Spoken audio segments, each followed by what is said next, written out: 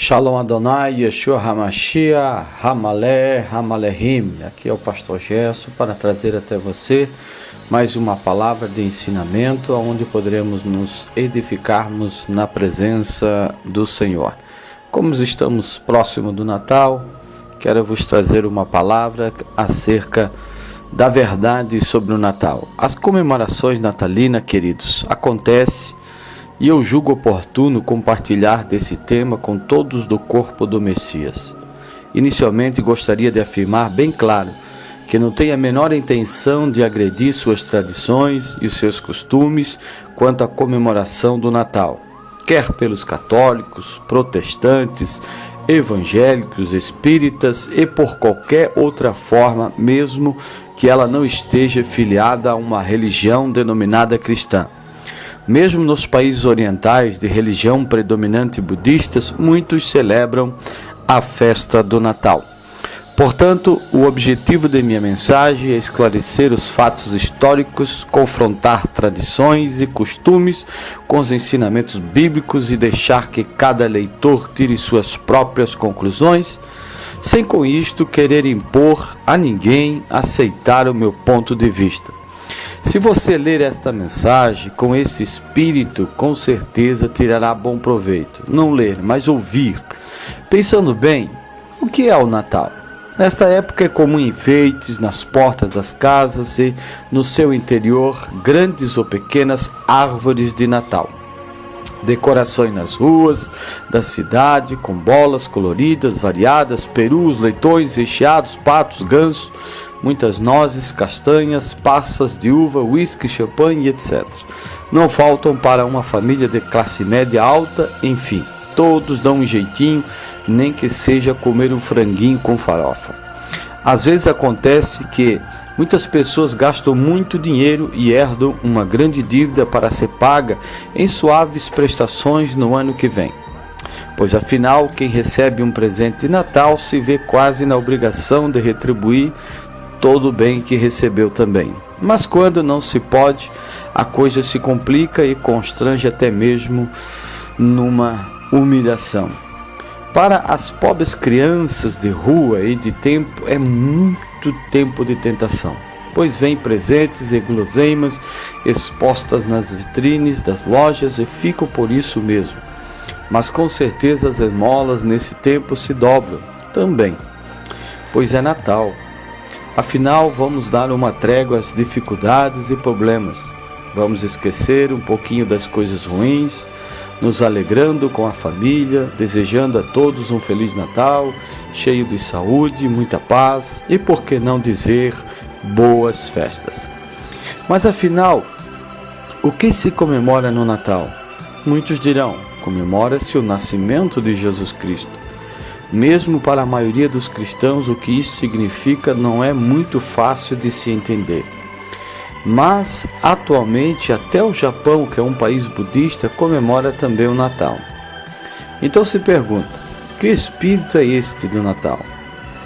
Com toda a consideração ao leitor, gostaria de compartilhar um pouco sobre as origens da festa natalina, pois não temos a intenção de criticá-lo ou tampouco condená-lo por você ainda comemorar o Natal. Mas a verdadeira intenção é que você entenda o verdadeiro sentido do Natal, suas tradições e costumes, a fim de que você, como salvo no Messias, esteja livre de todo o paganismo do mundo moderno. Se pesquisarmos um pouco, veremos que o Natal atual tem todas as características de uma festa pagã. Vejamos alguns exemplos. Os pinheiros. Os escandinavos adoravam árvores e sacrifícios eram feitos debaixo das árvores ao deus Thor. A enciclopédia Barça descreve que a árvore de Natal tem origem germânica, datando do tempo de São Bonifácio, em 800 depois de Cristo. Os pagãos germânicos faziam sacrifício ao carvalho sagrado de Odin, demônio das tempestades, e a seu filho Thor. Bonifácio, em sua obra missionária para os povos germânicos pagãos, utiliza um carvalho para explicar-lhes sobre a Trindade, forma triangular e apontando para cima. Depois de convertidos ao cristianismo, esses povos acabaram adotando a árvore de São Bonifácio como um símbolo de uma nova fé. Em momento algum, Bonifácio estabelece um dogma ou uma instrução para que tal coisa fosse feita. Foi apenas um sincretismo que transformou a antiga tradição de adoração ao Deus Thor no símbolo da Trindade cristã. Há também teorias que no século de número 16, Martinho Lutero decora uma árvore no interior de sua casa para ensinar seus filhos como as estrelas brilham na escuridão.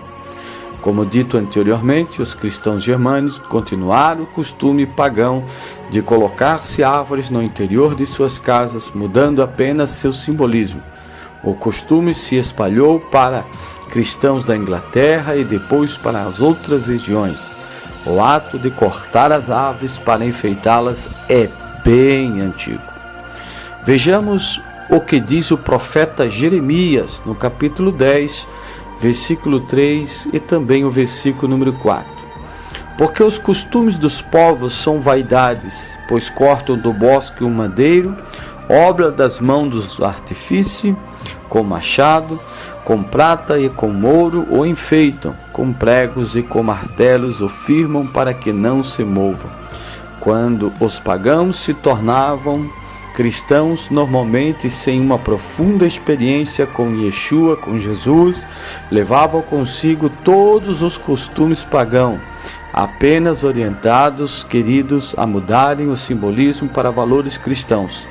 Portanto, é importante lembrar que não há, na história da igreja cristã, nenhuma ordenança ou mandamento, nem sequer tradição que remeta à utilização de árvores como símbolo do nascimento de Cristo. Mas, como era usual entre os líderes da religião católica, a continuidade de costumes e tradições pagãs, mas com simbolismo alterado para valores cristãos, era uma poderosa ferramenta sociopolítica para assegurar a transição do antigo Império Romano para a nova religião oficializada pelo imperador Constantino. Vamos ver agora também o presépio, que é muito usado no Natal. Foi instituído no século de número 13 por Francisco de Assis, que quis representar o cenário no qual Jesus nasceu. E já é sabido que Francisco de Assis propositalmente coloca em seu presépio o boi e o jumento, animais que tradicionalmente fazem parte de qualquer presépio, com uma alusão à ignorância do judeu, remetendo ao texto de Isaías 1:3, onde diz: o boi conhece seu possuidor e o jumento, o dono da sua manjedoura. Mas Israel não tem conhecimento, o meu povo não entende. Isaías 1:3, um claro elemento de antissemitismo sutilmente introduzido em todo o presépio até os dias de hoje. Existe um presépio no Santuário de Fátima, em Portugal, que nota-se que o boi e o jumento sempre estão presentes. Vamos ver agora Papai Noel. Noel em francês significa Natal.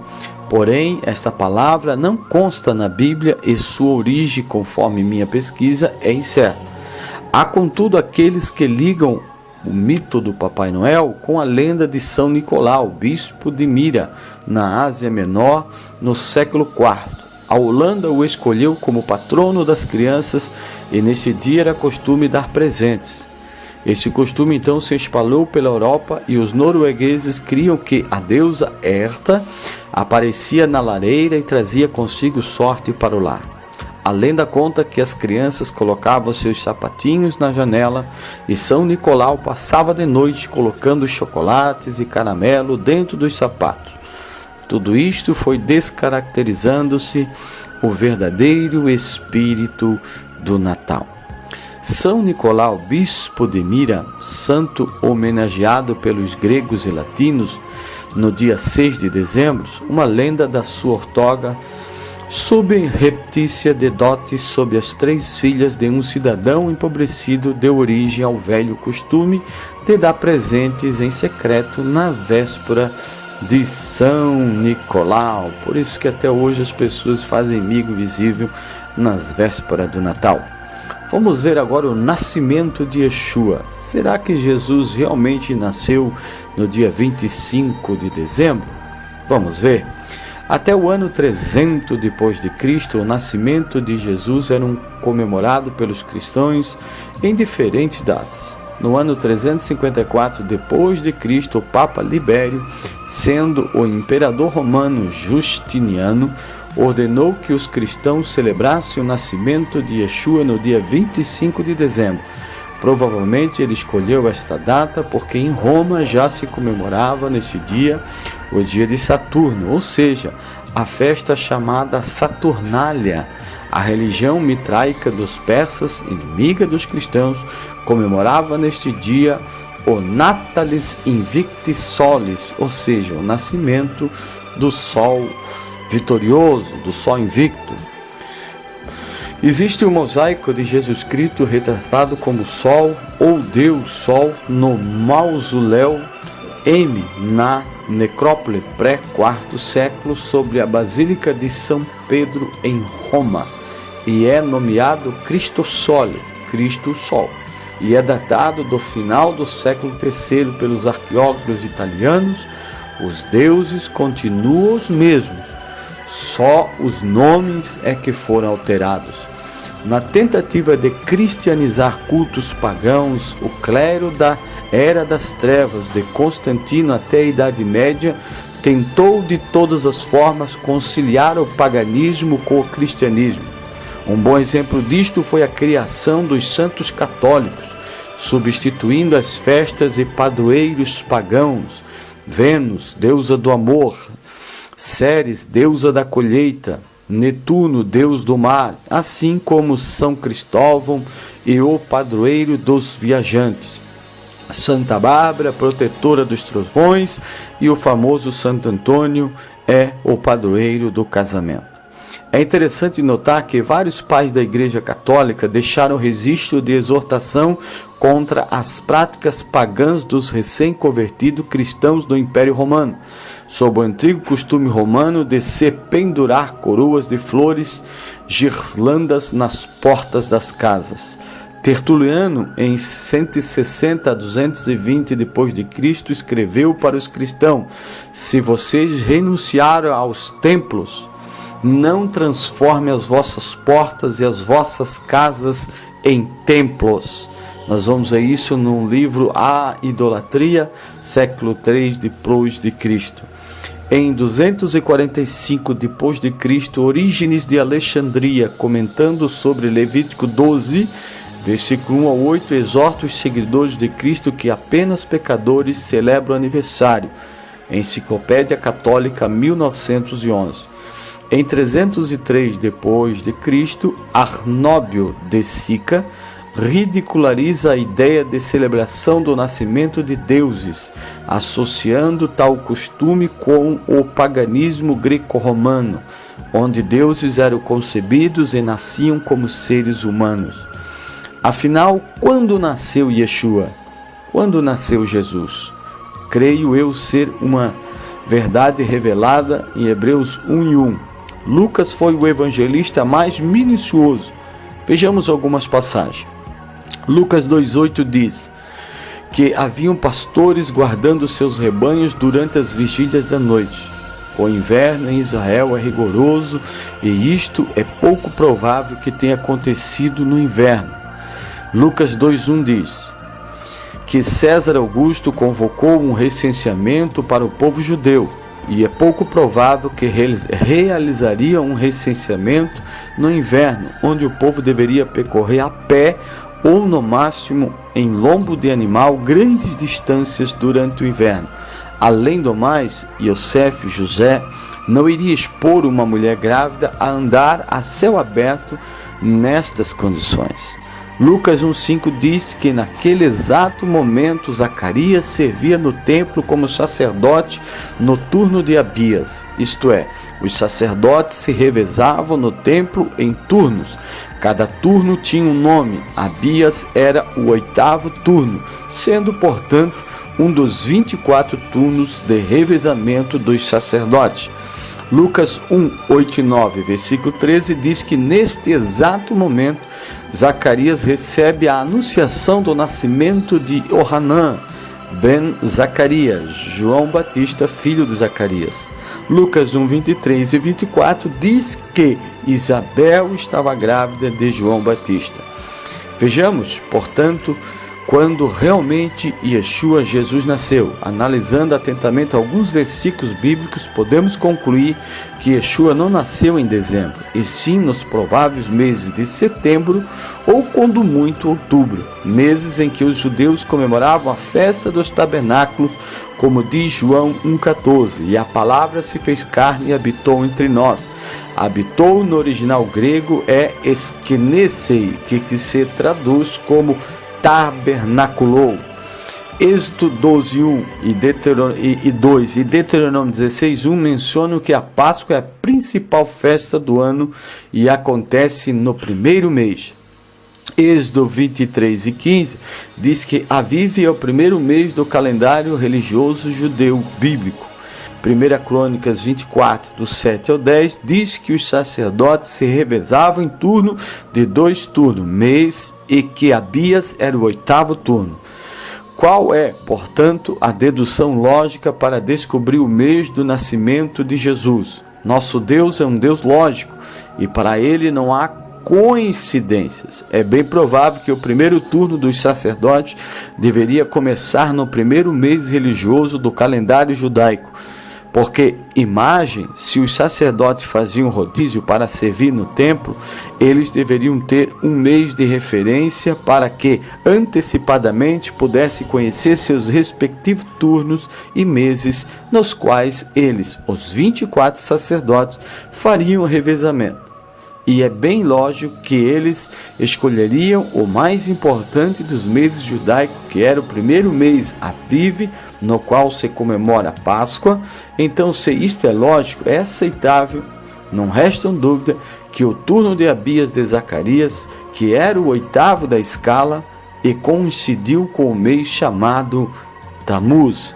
Ora, a Bíblia diz que poucos dias após ter recebido a anunciação do anjo sobre o nascimento de João Batista, Johanã ben Zacarias, Isabel, sua mulher, ficou grávida. Lucas 1, 25 e 36 diz que, estando Isabel no 6º mês de gravidez, mês de Tevet, foi ela visitada por Miriam, Maria, mãe de Yeshua, que acabara de ficar grávida. Ora, se contarmos 6 meses no calendário judaico, vamos concluir que Maria ficou grávida de Yeshua no mês de Tevet. E se contarmos 9 meses a partir de Tevet, chegaremos à conclusão que Yeshua HaMashiach, Jesus o Messias, nasceu nos meses de setembro ou no mais tardar em outubro, meses estes que coincidem sempre com o mês do calendário judaico de Tishrei, 7º mês do calendário, no qual os judeus comemoram a festa dos tabernáculos. O calendário judaico e lunar, e por isso a diferença entre os meses do calendário gregoriano, que é baseado no sistema solar. Primeiro mês, que é o mês querido dos judeus. Primeiro mês, Nissan.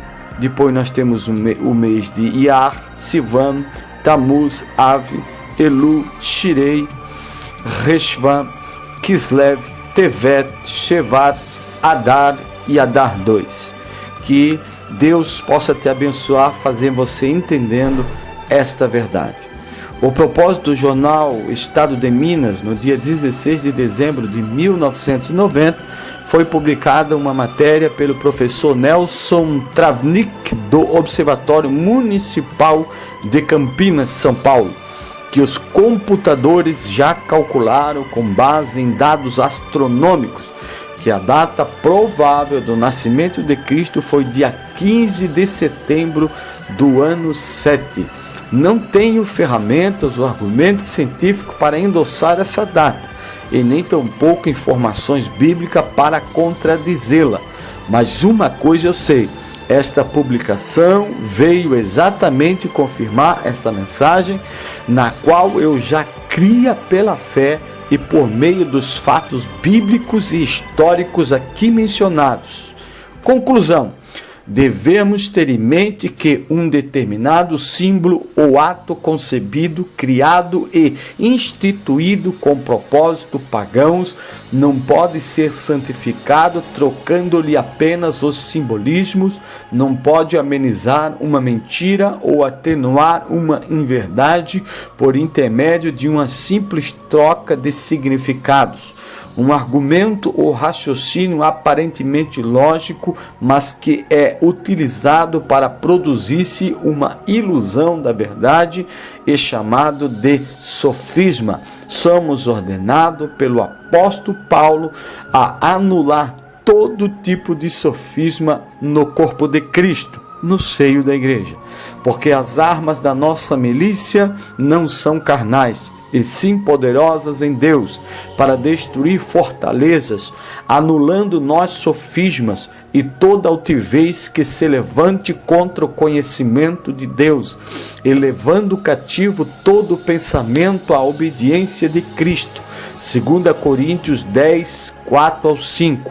Paulo ainda declara em sua carta aos Romanos que mudaram a verdade de Deus em mentiras, em relações às práticas idólatras, em Romanos capítulo 1, versículo 25. Fique, portanto, no coração de cada um esta mensagem. Ore a Deus, peça para entendê-la bem, julgue também a palavra. Tenho certeza que grande libertação virá na sua vida e com certeza você se sentirá mais livre das tradições mundanas, não sendo cúmplice e nem comungando com outros espíritos, os quais não testemunham da verdade que o próprio Yeshua, Jesus Cristo, nos ensinou.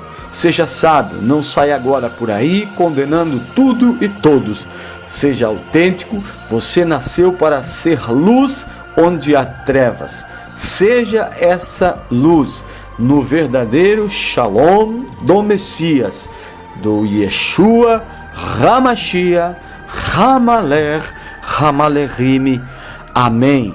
Que a paz de Deus abunde em vossos corações e que sua luz brilhe sempre sobre a sua vida. Amém.